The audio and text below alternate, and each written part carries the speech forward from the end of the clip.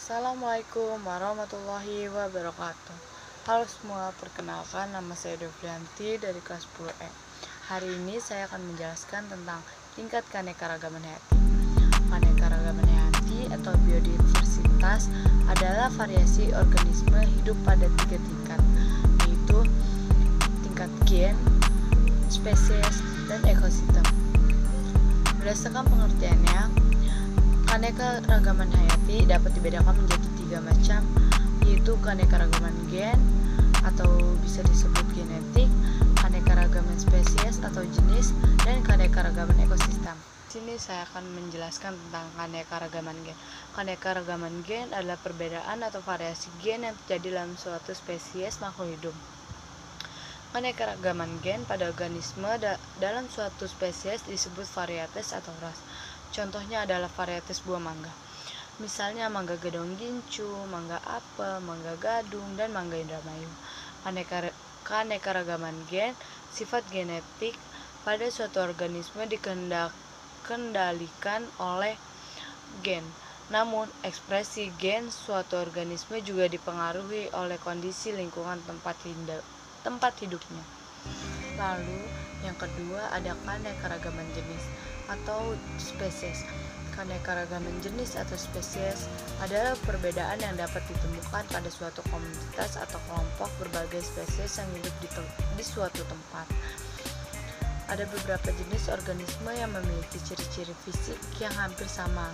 Misalnya, hewan dari kelompok genus Panthera terdiri atas beberapa spesies, antara lain harimau, Panthera tigris, singa, Panthera leo, macan tutul, Panthera pardus, dan jaguar, Panthera onca. Lalu yang ketiga ada keanekaragaman ekosistem. Ekosistem terbentuk karena berbagai kelompok spesies menyesuaikan diri dengan lingkungannya. Satu spesies dengan spesies lainnya saling mempengaruhi. Interaksi juga terjadi antara spesies dengan lingkungan abiotik tempat hidupnya. Ekosistem dibagi menjadi 2, yaitu ekosistem alami dan ekosistem buatan. Ekosistem alami misalnya hutan rawa, mangrove, sungai, dan padang rumput memiliki keanekaragaman spesies lebih tinggi, tetapi keanekaragaman genetiknya lebih rendah dibandingkan ekosistem buatan. Lalu, ekosistem buatan. Ekosistem buatan misalnya agroekosistem dalam bentuk sawah, ladang, dan kebun memiliki keanekaragaman spesies lebih rendah. Tetapi keanekaragaman genetik yang lebih tinggi dibandingkan ekosistem alam. Lalu, saya akan menjelaskan tentang tipe ekosistem. Ekosistem perairan akuatik, prifiton, plankton, neoston, bentos, dan nekton. Ekosistem darat terbagi menjadi 7 jenis.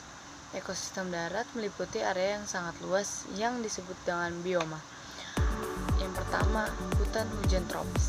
Terdapat di wilayah Khatulistiwa, curah hujan sangat tinggi, matahari bersinar panjang tahun dengan suhu lingkungan 21-30 derajat Celcius. Flora terdiri atas pohon tinggi berkanopi, semak belukar, herbal, tanaman merapat liana, dan tanaman epifit. Fauna terdiri atas hewan yang dapat terbang dan memanjat serta mamalia. Lalu yang kedua ada sabana. Terdiri dari daerah tropis. Curah hujan 90-150 cm per tahunnya.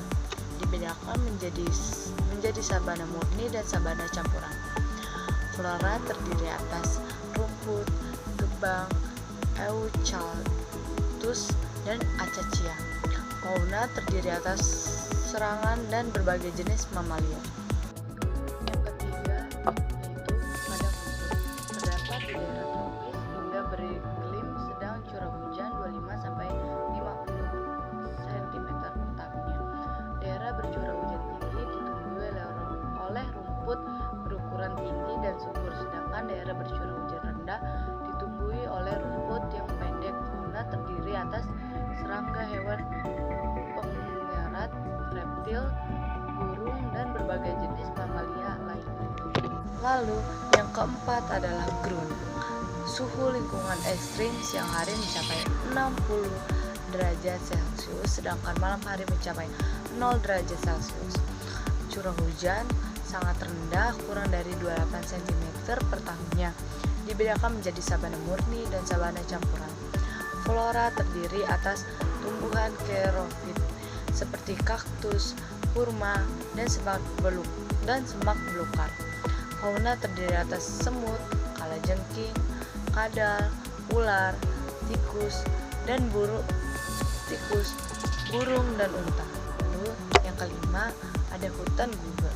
Terdapat di daerah yang memiliki 4 musim.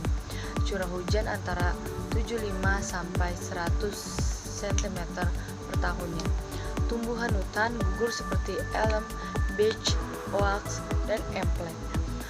Pada musim dingin, beberapa hewan mengalami hibernasi, menyimpan makanan, membentuk lemak di bawah kulit, maupun melakukan migrasi ke daerah yang lebih hangat. Lalu yang keenam ada taiga. Terdapat di daerah antara subtropis dan kutub. Curah hujan antara 75 sampai 100 cm per tahunnya. Tumbuhan dominan berdaun jarum, conifer. Fauna terdiri atas maus, ajak, beruang hitam, lynx, serigala, serangga, dan burung. Lalu yang terakhir yaitu 7, yaitu tundra. Bioma tundra dibedakan menjadi tundra Arktik dan tundra alpin. Tundra Arktik terdapat di daerah kutub utara dan sekitarnya.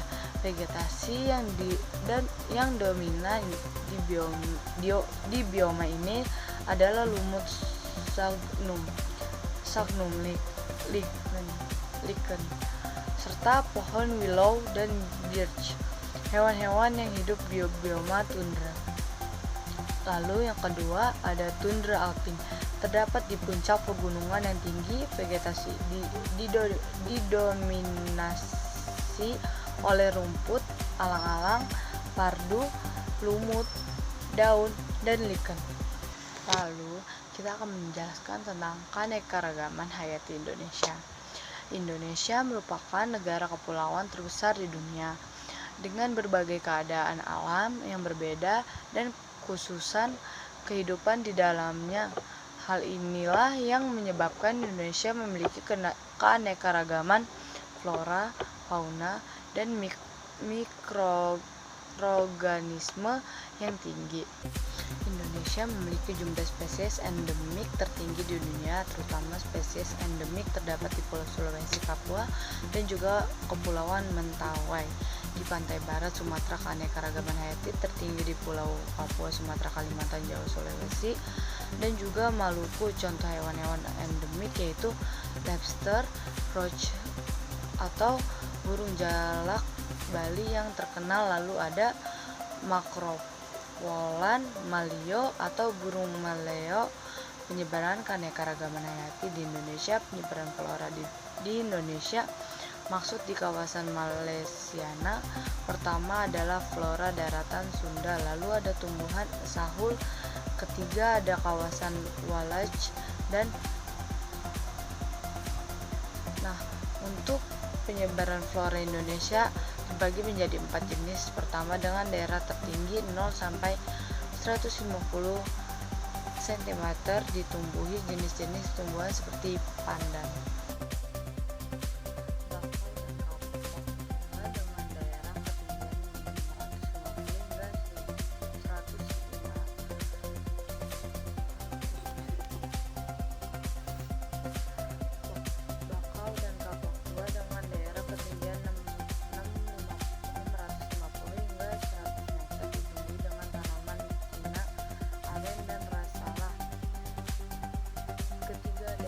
Ketiga adalah daerah dengan ketinggian 1.500 hingga 250 cm ditumbuhi dengan tanaman cemara, gunung, dan beri.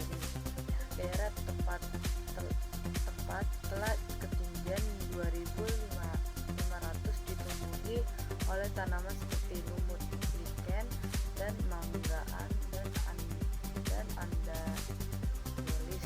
Lalu kita akan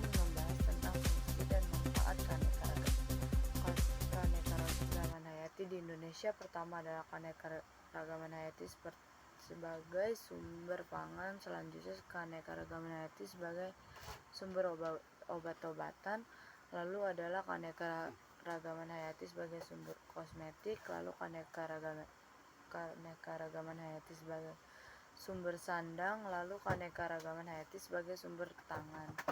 Lalu adalah keanekaragaman hayati sebagai aspek budaya yang akan terakhir kita bahas.